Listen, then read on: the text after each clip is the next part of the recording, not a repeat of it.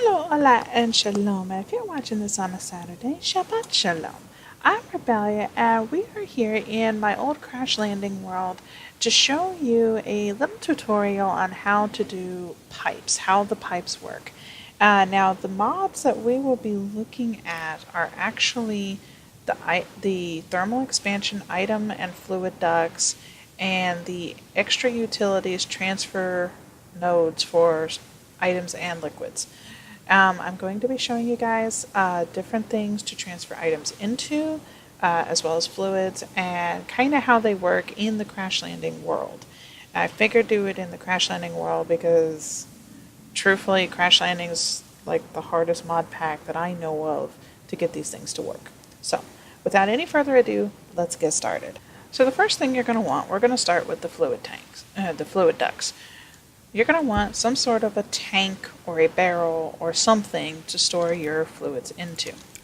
Now, let's go ahead and fill this with water. And then say you want to move it into this drum. Now, normally what you would do is you would just do that.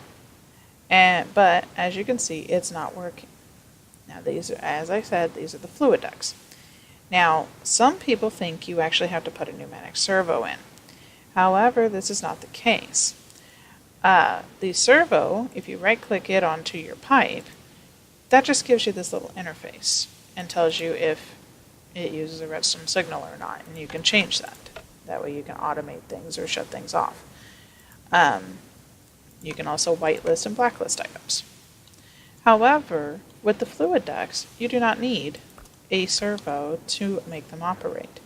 All you have to do is place it, use your crescent hammer, and right-click it to make it red. Now, if it does do this, and you see it is not lit up, then yes, you will need a servo. It is a random coincidence, a random happening to actually have it where it does not require a servo, so sometimes if you just keep picking it up and replacing it, sometimes it will change. However, if it does do this, then you're going to need a servo in order to shut off the redstone signal. And as you can see, it drained a lot of the water, but it's not putting it into the drum. However, if I place a tank here, it will place it, and it will fill the tank. The problem with this is that with a tank, you can fill from the pipes in any direction. But the drum is a little tricky. If we take this out and go ahead and refill our tank over here and put our drum on top of the pipe, then it will fill the drum. Now, another problem is if you want to fill, so you can, with these drums, you can fill them from the top or the bottom. But if you want to pull liquids out, that's the same problem.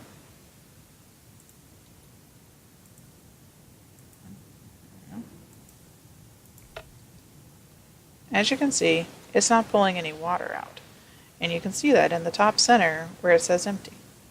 If it has water in it, then it will actually say water instead of empty.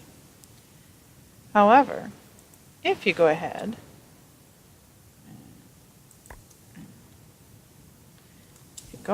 and place these on the top and the bottom, and place your servo,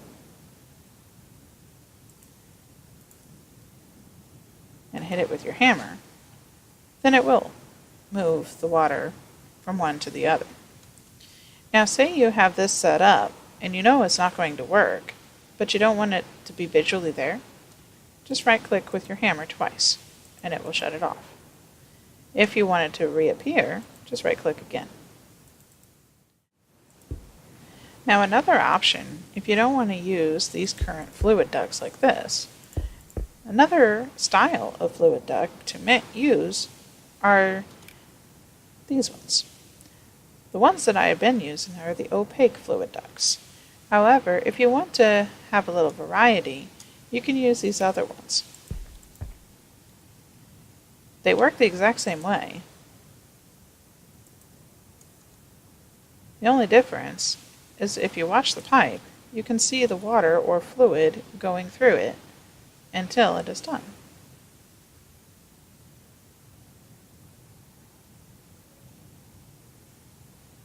Now, if you ever want to pick up one of these pipes from thermal expansion without having to just break them, then take your crescent hammer, hold Shift, and right-click.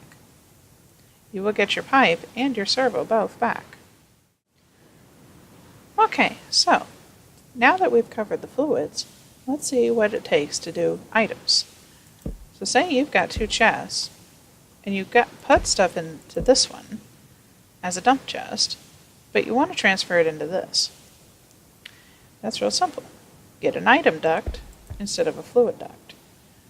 Now with the item ducts, you do have to, they work the exact same way as the fluid ducts. You do have to have servos for them for the same reason. You have to turn the redstone signal off.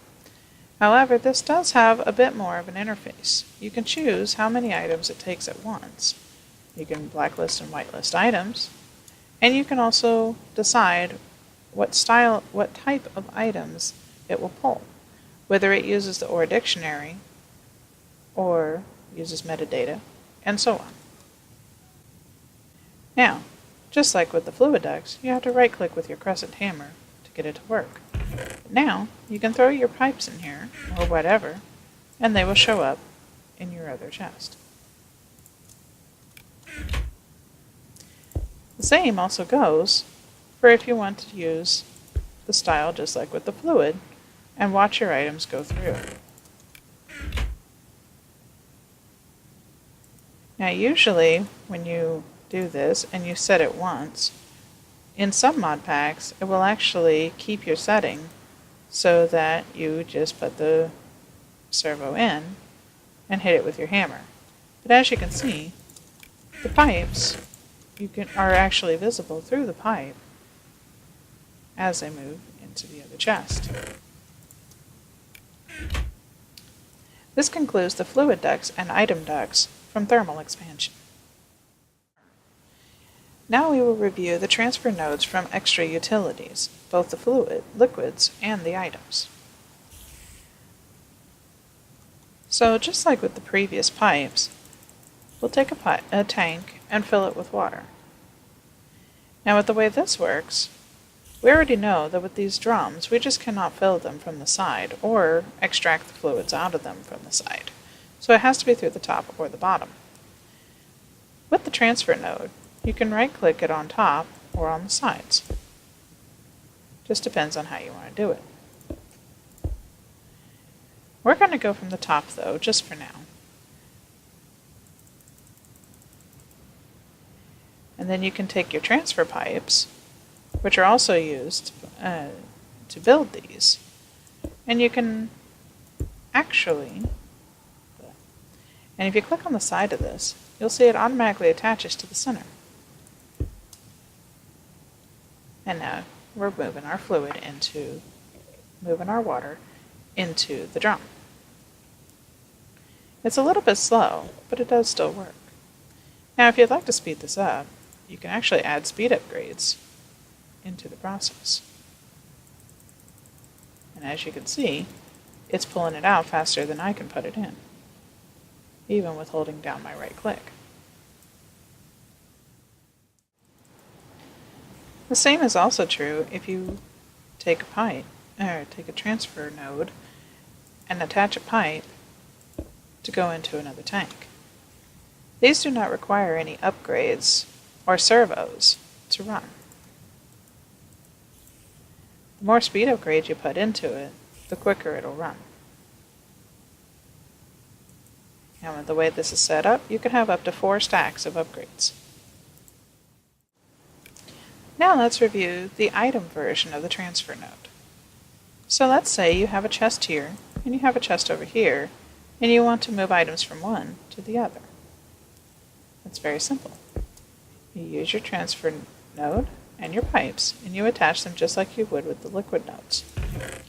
And then you just simply throw stuff in, and they will show up in your other chest. Many Minecrafters like to use these transfer nodes as a way to automate their cobble gens. And when you have a transfer node like this, then you don't have to make a standard cobble gen. As long as you have lava and water on either side of a cobblestone block, you can place the transfer node, place a chest, and automatically have cobblestone coming in. However, with many mod packs, what confuses people is that quite often it will not actually mine the cobblestone without having this mining upgrade. With the Crash Landing world, you do not need this upgrade to make it work. You can also make speed upgrades to make this faster.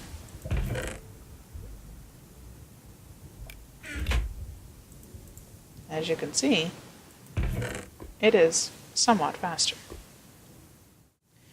This concludes my tutorial of thermal expansion item and fluid ducts and the extra utility transfer nodes and transfer pipes for both items and liquids.